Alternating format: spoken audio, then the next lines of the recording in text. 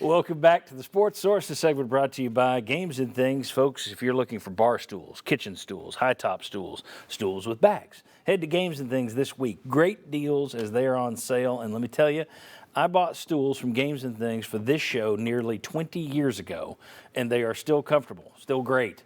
They're comfortable, right, guys? I'm loving it right now. They can rotate. They're perfect. All right. The swivel's great. It's a good swivel to it. It's a smooth swivel, and it's a soft, cushiony. It cradles the rump just right. Games and Things, folks. Check them out. OurGameRoom.com. Sales right now on kitchen stools, bar stools, etc. All right. Seth Emerson of The Athletic this week reported that one SEC official told him it's possible the league's ADs will split 8-8 when they vote at the league meetings on whether to go to an 8-game, whether to stay with an 8-game schedule or go to a 9-game schedule, so you, the fan, will see better games. It could split 8-8. My question would be, if the league stays with an 8-game schedule, I don't think Sankey wants that to happen. I don't think it will happen. I think if it does finish 8-8, I think Sankey comes in and puts his finger on the scale, makes it go 9-7, or 9-8, if you do the math. But I do think, though, if they somehow stick around with an 8-game schedule, personally, if I'm a voter, college football voter for the playoff, I'm taking that into consideration. Don't tell me, we're such a tough conference. We added Texas and Oklahoma. Yeah, but you're not playing them. Why am I supposed to be impressed? You're still playing 8 games. No, I would absolutely take that into account and grade down for cowardice. If this league yields to the Kentuckys, and I hope not Tennessee's, saying, we got to buy our way into a crappy bowl. With an easy 8-game, we need to play Texas San Antonio. Ugh. I would punish them. Does anybody else think they should be punished by voters if they don't go to an 8-game schedule? Go ahead. I need 4 guys saying no. Well, I think it's going to be agreed. It'll be a case-by-case basis because I think, especially in a 12-team playoff, when you still want to make money, if you are a Georgia or an Alabama, there's still that incentive, even more so now, which is sort of part of the allure of the playoffs, to play that big showcase game in week 1 or week 2 and have that go to Texas, go to Dallas and play USC or whoever you want to do. So, or go to Nashville and play Virginia. Yeah, sure. And so, in theory, if you don't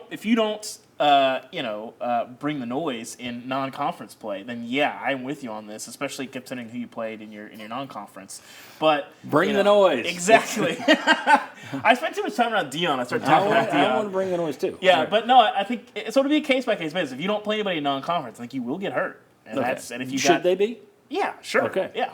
All right. Well, I think that's the flip side. If they stay with an 8-game schedule, the assumption is the rule of requiring teams to play a Power 5 opponent in non-conference play would stay. Because the question is, if you go to a 9-game schedule, what do you do? Do you keep that rule, or do you get rid of it and play 3 patsies in non-conference play? Let me get everybody on the same page, though. Yeah. Let's get everybody on the same page. Let's imagine Big Ten, for example, goes to a 9-game schedule, is what everybody anticipates. They go to a 9-game schedule. They still play a 10th game. Everybody else is playing 10, you're playing 9. Yeah. Everybody else playing 9, you're playing 8. Should they be punished if they play one less Power 5 school, big boy school, than other leagues? I say yes. I think it's okay to ding them on a case-by-case basis, like David said, because they're still, Florida's going to play Florida State, South Carolina's going to play Clemson. Teams like that have a tough game in non-conference, probably not a huge deal. But if you're playing 4 weak non-conference opponents, I'm okay with that. That will come up in the committee room. I would say most often, yes, ding them. An exception would be if Georgia plays Oregon in the opener and beats them by 49 points. Yeah. Well, then they're not going to be dinged. But if you're scheduling week plus playing 8 games, but eight games in a 16-team league is stupid. Mm-hmm. So they need to go to 9. I agree that they should. But if they don't, then yes, ding them most often. It's case by case. That's why you can't make a blanket statement. You would punish him. Blanket statement. Punishment's abound. No way. Here's the other factor that I disagree with you on. What if Alabama and Georgia and LSU all wanted to go to 9, but they got outvoted? Why should you punish them? That's not what they wanted. Oh, are they all going to come out and say, we wanted this? No, I'm sorry. Saban's it's a already league. done it. And then they need to come. Well, he also came out and said, I've got the wrong 3 permanent rivals. That's why they're giving us Tennessee. But he wanted to go to 9. Yeah, so yeah. That's the point. So you Because don't that's your punish. You league. don't punish the whole league No, you do. for that. No, you don't. You do. That's how you get those coaches to get in there and play politics, and they lean No, you don't. on the Kentuckys. And if Georgia goes out and plays Notre Dame and Southern Cal and somebody else, go by strength of schedule. Georgia- Don't go by strength of schedule. Don't go by whether you play 8 games. If your strength of schedule is representative, you don't punish them. Here's my point. Georgia, now they're going to have a bad schedule this year because they were told to get rid of Oklahoma. But Yeah. you look forward, and we did this last year, Tennessee's upcoming non-conference schedule, weak.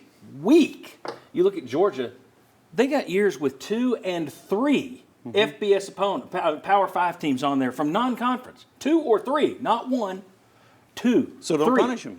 Well, okay, but I'm saying I'm saying if you are giving me a team that is played 8 games versus a team that played 9 games, I'm putting the team that played 9 games in there. It will be I'm interesting not. because Not when at all. you're I talking disagree about the 100%. 4-team playoff, where you're talking about elite teams that probably did play a team, that'll be interesting. But when you're talking about a 12-team playoff, where you have maybe a 12 or 13, where you were a Okay. Tennessee or Kentucky Hang on. that didn't I've schedule got to it. break this down. You're Mr. Literal, so I've got to break this down. What I'm saying is, if you play 8 games and they're the worst 8 teams in the league, no, I'm not going to give that credit over somebody that played the 9 best teams in the league. What I'm saying, all things being equal, but one team played better, an extra team, I'm giving it to the extra team. I am going to punish the league that doesn't play up to par. If another school out there played a better schedule, and that's because they played 1 extra game, yeah, that's who's getting the bid. That's a caveat, if they played a better schedule.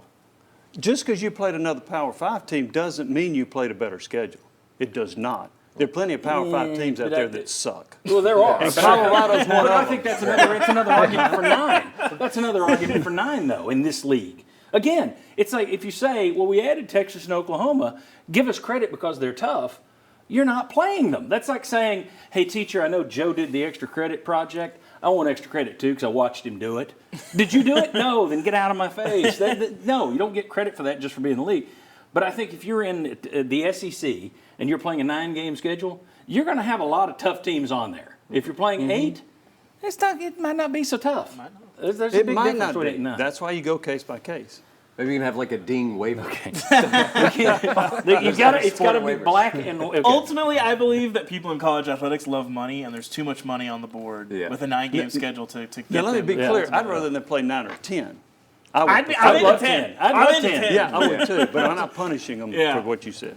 I hope this employee discussion causes everyone to realize this is a business, and they just decide to make the schedules what they should be. Not many dud games at all, because But they don't. fans don't want that. But I want to know where Danny White is on this. What Danny White has done here is spectacular. Spectacular. One area I think is weak, and that is the scheduling. That's where I think the weakness is. And if we find out that he was one of the guys that said, let's stay with 8 so we can buy our way into the Music City Bowl. Oh, God, I'm going to be sickened.